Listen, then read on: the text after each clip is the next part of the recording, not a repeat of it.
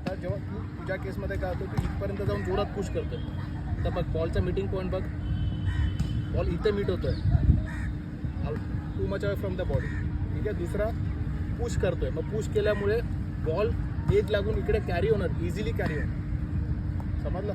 आता या same ball आता बघ, बॉल एज जरी लागली बॉल कॅरी न होणार, बॉल इथून खाली जाईल. सेकंड स्लिप किंवा गली जरी असेल लेफ्ट हँड स्पिनर, ती बॉल तिथे कॅरी होऊच नाही शकत अनलेस अँड अंटिल ग्लवला बॉल एक्स्ट्रा पाहून ग्लवला लागला. बट जो आपण डेड करणार ना बॉलला, तर बिकॉज आपण बॉलचा स्पीड पण डेड करून टाकतोय, मग तो बॉल एज लागून पण कॅरी होण्याची शक्यता कमी आहे. जो आपण बॉलला पुश करणार ना, तर जेव्हा चान्सेस पण नसतील ना कॅरी होण्याचे, ते पण कॅरी होणार. कारण की जेव्हा आपण पुश करतो तर बॉलला अजून एक एक्स्ट्रा स्पेस जनरेट होतो, तो कॅरी होणार.